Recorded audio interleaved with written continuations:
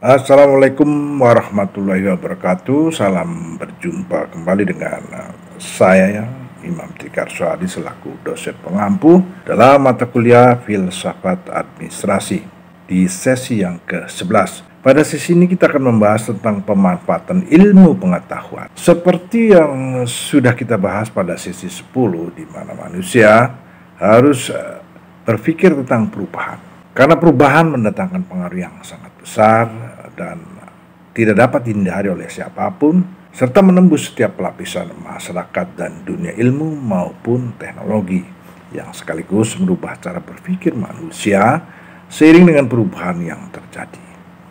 Dengan demikian berarti bahwa manusia perlu senantiasa berubah sesuai dengan tuntutan perubahan itu sendiri kalau mau selalu survive.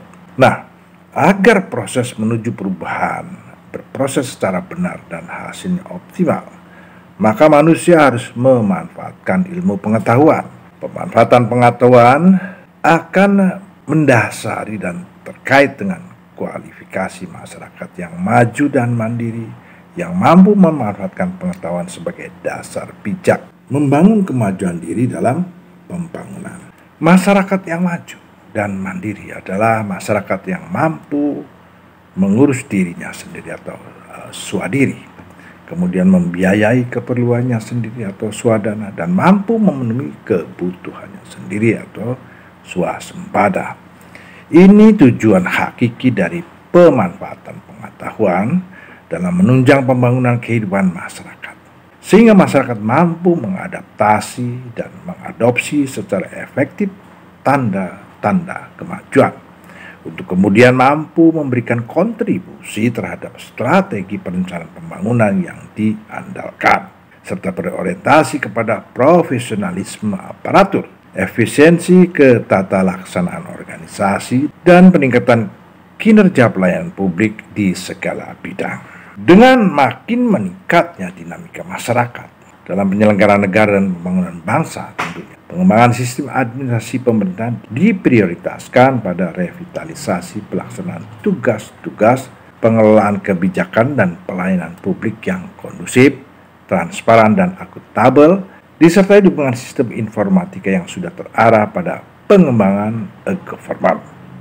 Dan peran birokrasi lebih difokuskan sebagai agen pembaruan, sebagai motivator dan fasilitator bagi tumbuh dan berkembangnya swakarsa dan swadaya, serta meningkatkan kompetensi masyarakat dan dunia usaha. Dengan demikian, dunia usaha dan masyarakat menjadi bagian dari masyarakat yang terus belajar atau learning community, mengacu kepada terwujudnya manusia yang berdaya saing tinggi. Mengantisipasi tantangan global, pembinaan sumber daya manusia aparatur negara perlu mengacu pada standar kompetensi internasional atau world class.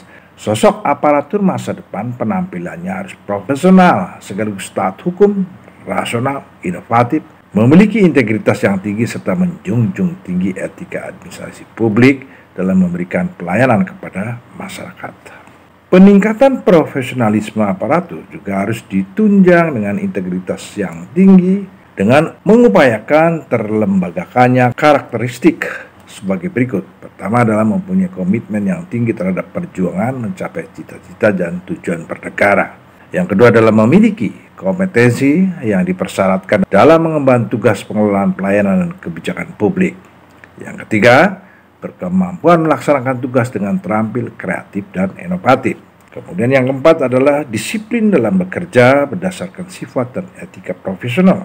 Yang kelima, memiliki daya tanggap dan sikap bertanggung gugat. Yang keenam adalah memiliki derajat otonomi yang penuh rasa tanggung jawab dalam membuat dan melaksanakan berbagai keputusan sesuai kewenangan. Dan yang ketujuh adalah memaksimalkan efisiensi, kualitas, dan produktivitas. Sementara itu, untuk mengaktualisasikan potensi masyarakat dan untuk mengatasi berbagai permasalahan dan kendala yang dihadapi bangsa, perlu dijamin perkembangan kreativitas dan otoaktivitas masyarakat bangsa yang terarah pada pemberdayaan, peningkatan kesejahteraan masyarakat, serta ketahanan dan daya saing perekonomian bangsa. Dalam rangka itu, maka reformasi sistem birokrasi dalam penyelenggaraan negara dan pembangunan, baik di pusat maupun di daerah-daerah, juga perlu diperhatikan antara lain prinsip-prinsip pelayanan, pemberdayaan, partisipasi, kemitraan, desentralisasi, transparansi, konsistensi kebijakan, kepastian hukum, dan akuntabilitas. Selain itu juga harus berpegang pada azas-azas umum penyelenggaraan negara yang mencakup asas tertib penyelenggaraan negara, asas kepentingan umum, ajas keterbukaan, ajas proporsionalitas, dan ajas profesionalitas. Selanjutnya kita akan membahas tentang uji ilmu. Pengujian ilmu mengarah pada uji penalaran dengan melihat data sebagai fakta. Karena itu seseorang yang menalar akan perlu memiliki pengetahuan tentang data. Data yang bersumber dari konsep-konsep itu juga perlu dipilih sesuai dengan keperluan atau dipilah-pilah menurut kriteria tertentu agar dapat dipahami melalui analisis yang kita lakukan. Pengujian ilmu dapat ditelusuri pula dengan penalaran deduktif, dilakukan atas pertimbangan dan dasar menurut prinsip tertentu, kaidah ataupun teori yang berlaku umum kepada sesuatu yang khusus. Karena itu pula deduksi tidak dapat menghasilkan kaidah yang baru ataupun terobosan yang penting dalam ilmu pengetahuan. Upaya penularan deduktif dengan menarik kesimpulan adalah didasarkan pada premis, yaitu pernyataan dasar yang memberi simpulannya sebagaimana terkandung dalam premis tersebut. Ada premis mayor dan ada premis minor.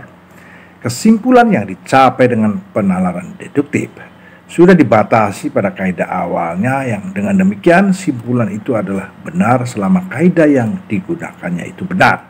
Ada dua jenis cara dalam menarik kesimpulan dengan penalaran deduktif. Yang pertama adalah menarik kesimpulan langsung dari satu premis yang dilakukan melalui konversi, yaitu berupa perubahan dari satu sistem pengetahuan ke sistem lain, kemudian observasi atau metode berpikir langsung untuk mencari kebenaran baru berdasarkan keputusan yang telah ada, dan kontraposisi, yaitu berupa perbedaan posisi dalam menarik kesimpulan dari satu premis.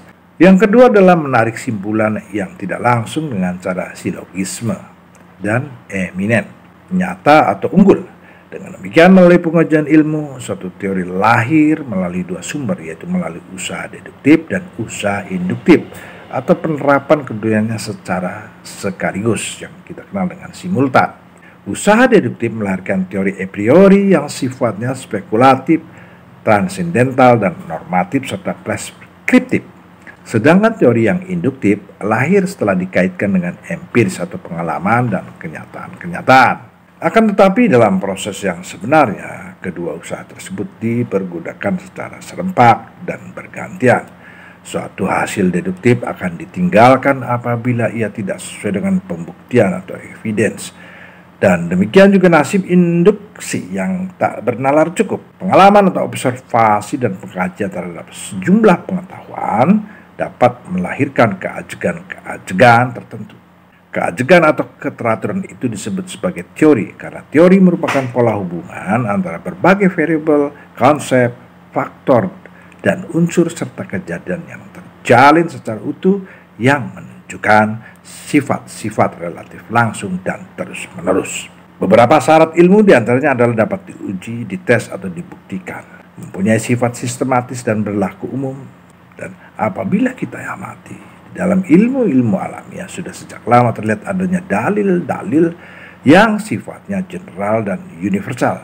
Artinya terdapat teori atau cara yang sama untuk meninjau fenomena apapun. Sampai di sini dulu perjumpaan kita dalam sesi ke-11 mata kuliah Filsafat Administrasi. Untuk materi yang lebih lengkap silakan Anda simak lewat materi yang saya kirimkan ke grup perkuliahan. Assalamualaikum warahmatullahi wabarakatuh.